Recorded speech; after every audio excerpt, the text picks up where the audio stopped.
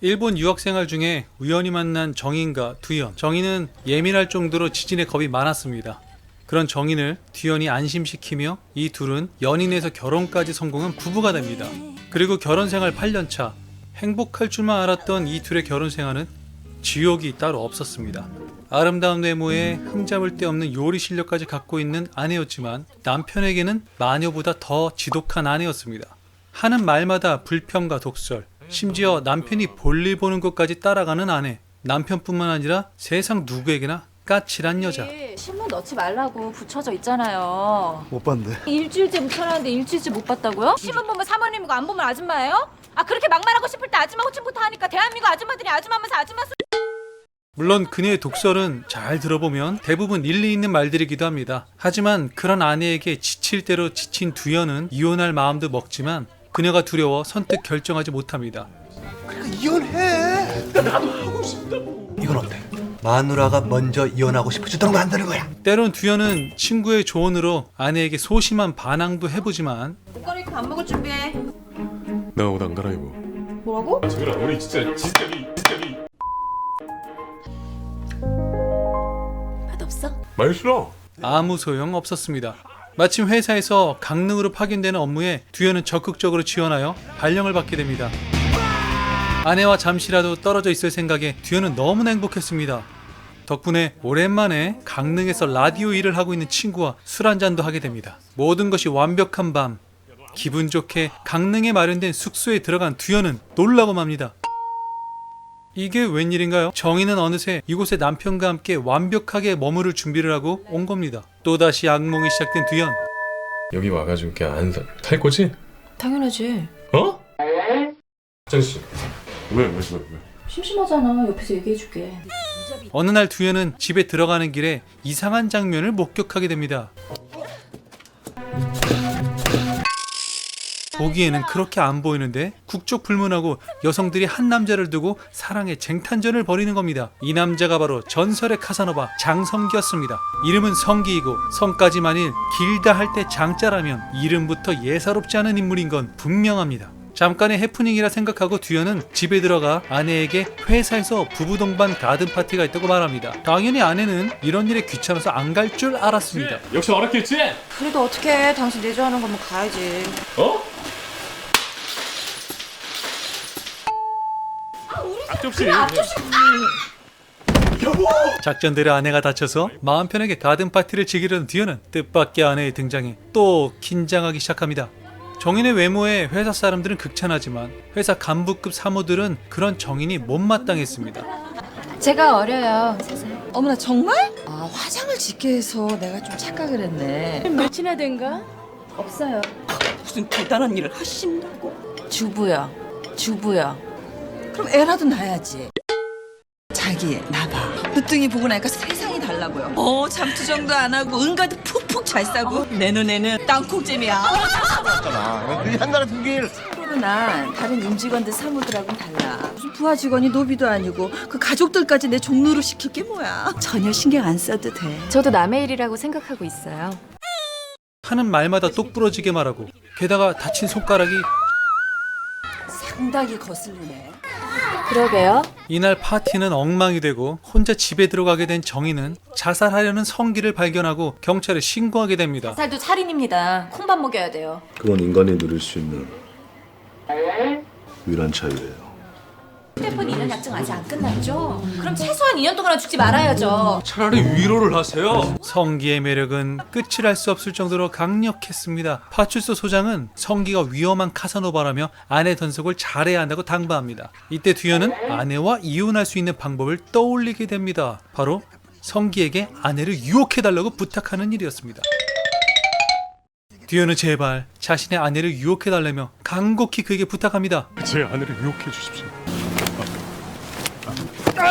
이혼하고 싶은데 그게 잘 안 된다고요. 하지만 늘 죽고 싶어하던 성기가 단호하게 거절하자 그는 무리수를 둡니다. 만약에 절 도와주지 않는다면 전 이제 확 죽어버릴 걸. 돌아가! 야!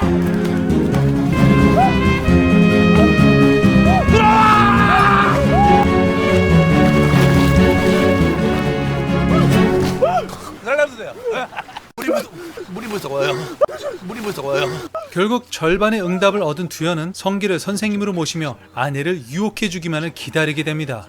또한 아내가 라디오 일로 바빠지도록 친구에게 부탁해서 아내를 고정 게스트로 출연하게 만듭니다. 이런 와중에 성기는 자연스레 정인에게 접근하기 시작합니다. 그는 이번에도 여느 여자들처럼 정인이 자신의 매력에 가볍게 넘어올 줄 알았습니다. 안녕하세요. 하지마. 이상한 것 같아. 추운데 벗고 뭐하냐. 하지만 실패. 아씨 더럽게 죄송. 자존심이 상한 그는 듀현을 찾아가 본격적으로 정인을 유혹해내겠다고 약속합니다. 그리고 듀현의 아내에 대한 모든 것을 다 털어놓으라고 협박합니다. 다음날 오전부터 성기는 정인을 유혹하기 위한 007급 작전을 시작합니다. 지금 이거 버리는 거예요? 쓰레기 아닌 거 쓰레기통에 버리는 것도 죄죠. 저한테 쓰레기예요. 상관하지 마시라고요.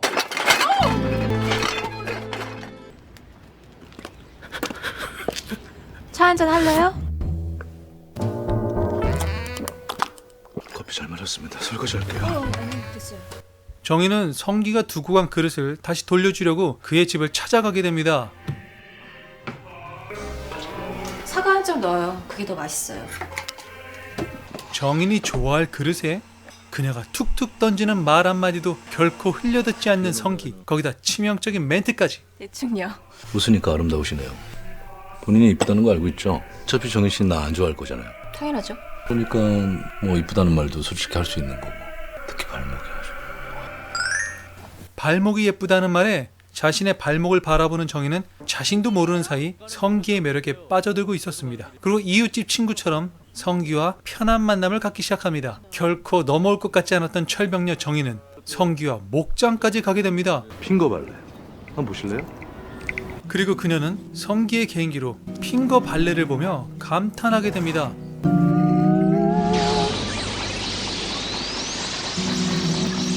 저 짜보실래요? 제가요? 여기부터? 아, 잘 자시네요. 저 함께 소젖을 짜며 정인과 성기는 전보다 더욱 가까워지게 됩니다. 게다가 꾸밈없는 정인의 독설은 라디오에서도 대히트를 치며 그녀의 인기도 날로 높아져 가고 있었습니다. 날이 좋은 날 성기는 정인과 놀이공원 데이트까지 하게 됩니다. 그것도 가식적인 색깔이에요. 너무 맛있어 보이고 애쓰는 색깔이야. 정말 싫어요. 진짜 싫어요. 당신 때문에 내 심장이 뛰어. 예? 지금 나오는 샹숑 가사요. 지금 상황이 너무 궁금한 두현은 몰래 성기를 미행하다 걸리게 됩니다. 성기는 자기를 믿지 못하냐며 두현을 혼내려 하지만 내 자존심을 건드려.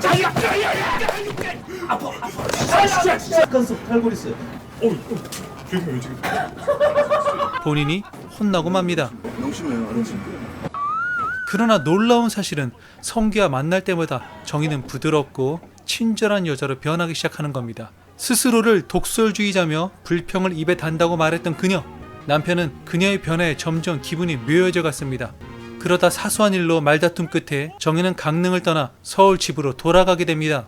이게 진짜 자유인지 실감은 안 나지만 듀현은 성기를 찾아가 언제쯤 이 일이 완벽하게 정리될지 확인하러 갑니다. 저기 요새 존대든 반말이든 좀 하나로 통일해 주시면 안 될까요? 내가 신경 안 쓰려고 하는데.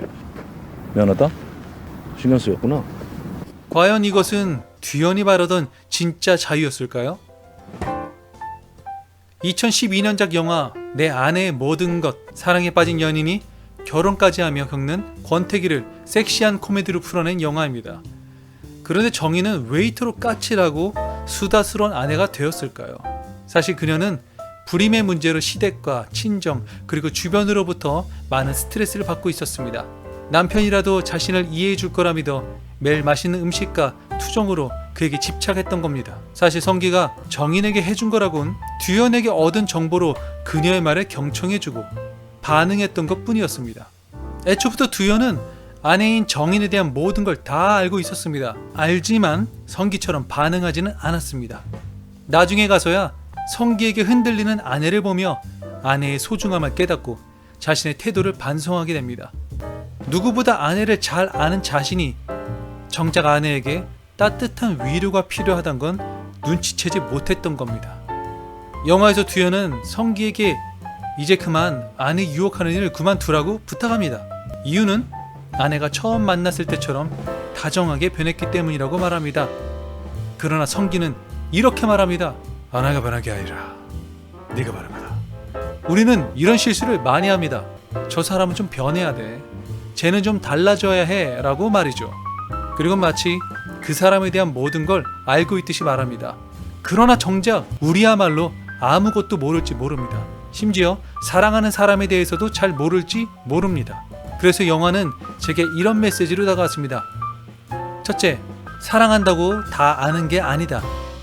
둘째, 경청이라는 작은 반응이 큰 위로가 될 수 있다. 셋째, 상대방보다 내가 변하는 게 해답일 수 있다. 알고 보면 삶의 문제들은 남보다 내가 안 변해서 생기는 문제일 때가 많습니다. 그렇다면 이참에 여러분의 소중한 사람에게 경청하는 작은 변화를 가져보는 건 어떨까요? 또 오늘부터 구독을 해보는 건 또 어떨까요? 다가른 선택이야. 캡틴 람이었습니다. 구독 후에는 알림 설정을 꼭 확인해 두면 좋습니다.